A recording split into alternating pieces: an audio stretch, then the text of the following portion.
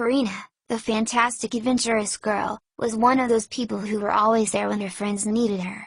It didn't matter if it was too cold, if the situation was terrifying, or if it was lunchtime, Karina was going to be there to lend a hand. Thanks to this good quality, this little girl lived very thrilling adventures.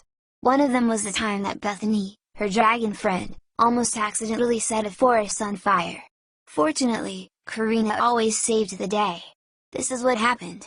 The little adventurous girl had gone on an excursion with her parents to a fairly distant place in Adventure City. The three of them were visiting the cave of the marshmallow bats. This place was great because Karina could hug bats like soft pillows.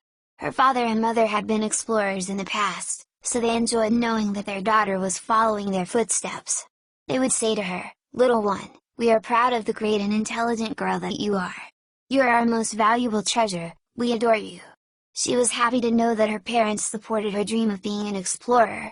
Karina could feel that they were not only her parents but also two good friends. She replied, "I am grateful to have you. You are my most valuable treasure, I adore you too." The quiet family then returned home after their adventure in the cave of the marshmallow bats. Karina said goodbye to her parents and then went out to the park to meet her dear friends, Brad the werewolf, Paul the wise beaver, and Bethany, the dragon. However, she realized that Bethany had not showed up. This was strange because she loved going out to play in the afternoons. What had happened to her? Karina asked, "Hey, folks, do you know what happened to Bethany?" Brad was also worried. He replied, "We don't know, but we approached the dragon's den where she lives, and we heard that she was arguing with her parents. She may be sad about something, and that is why she did not want to come here." Paul nodded, and said, "Bethany was yelling something about not feeling like she was being supported. We decided to wait for you, so we could all go there, Karina.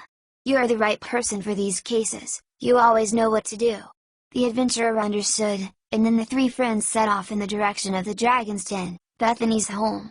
This place was very, very hot. The dragons lived on a high mountain, which in the past had been a powerful and destructive volcano. They did not sleep on beds, but they did on hard nests built only with rock. As their body was scaly and tough, they didn't feel any pain, so they had no problem with this. When Karina and her friends arrived, they heard that Bethany was still arguing with her parents. She would say, "My dream is to be a singer, and I know I'm going to make it. I don't care if you think dragons can't be singers, this is my dream and I'm going to fight for it." Then the little dragon flew away from there, in the direction of a forest near Adventure City, without saying goodbye or noticing that her friends had arrived. Bethany's parents were sad, and there was concern on their faces.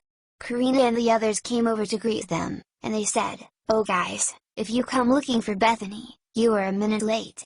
She just flew that way, furious." Karina nodded.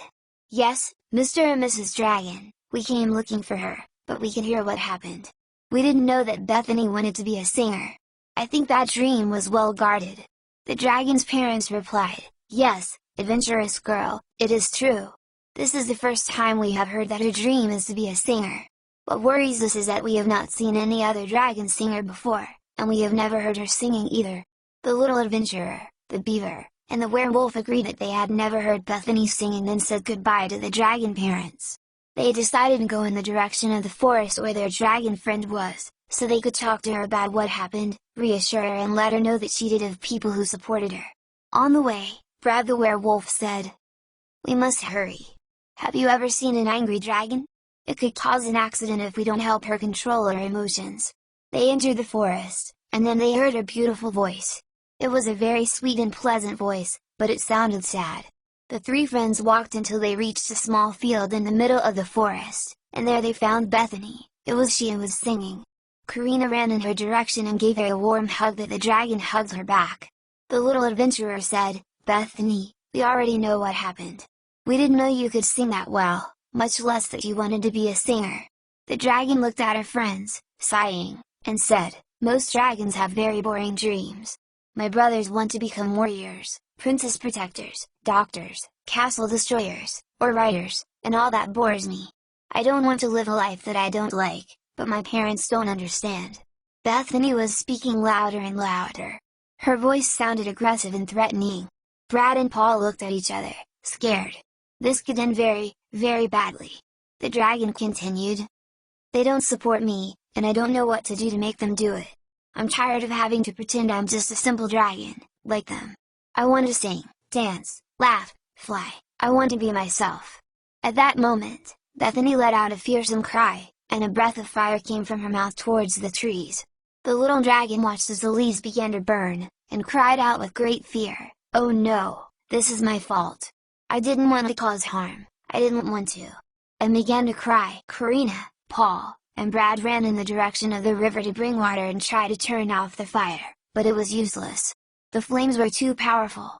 Karina then approached Bethany and said, "I am very sorry if you have felt that nobody supports you, but we have to do something to prevent this forest from burning completely, and I think that you can help.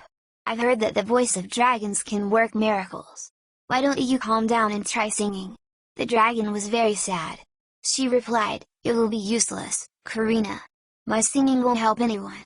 Karina brought her head close to her friends and brought their foreheads together. She said, "Bethany, forget about everything that happened and just focus on my voice. You're a brave, magical, bright, and beautiful dragon. You are my best friend in the whole world. You're a dragon who can achieve everything. I do not want you to sing out of obligation or do it with fear. What I want is for you to sing for the love of what you are, what you want to be. Sing for the love of music, peace, and trees. Do it now, Bethany, I know you can." The dragon shed her last tears. Karina gave her space, and then Bethany's face changed. Now she was determined and firm. When she began to sing, all his friends felt chills. Her voice was the most beautiful thing they had ever heard. The melody traveled throughout the forest, plunging into the trees and even reaching Adventure City. Bethany's parents could hear her, and they said, "Oh, that must be our daughter's voice, she sings like angels." All the inhabitants of Adventure City left in the direction of the forest, surprised, to find out who was singing. Meanwhile, Bethany's voice penetrated the flames, calming and dissipating them. The fire went out, and the leaves of the trees that were scorched began to heal. Karina yelled, "This is a miracle, a true miracle, Bethany's voice is saving the day." Soon there were thousands of men, goblins, fairies, dragons, snakes, owls, rodents, beavers, ogres, and other creatures watching Bethany sing. When it was finally over, everyone clapped and shouted excitedly. Karina, Paul, and Brad hugged their friend, and Bethany's parents came up to her and said, "Little Beth, you are the best singer of all. We are sorry to have doubted you, we were only worried because we had never heard you sing. We love you, and we hope you can forgive us." The dragon smiled as tears of emotion welled up in her eyes. She replied, "You are forgiven, Mom and Dad. I'm sorry I lost control because I almost burned this whole forest. If it hadn't been for Karina and her incredible advice, things would have ended badly. I want you to applaud her too for being the best friend in the whole world." And so they did. The inhabitants of Adventure City applauded the adventurous little girl, and her friends hugged her warmly. After this, Bethany put together a great concert attended by creatures from all over the world. Karina and her friends were next to her on stage, having fun and supporting her. The dragon learned that she must calm her emotions, breathe, and calm down when she is upset, and they all lived happily ever after.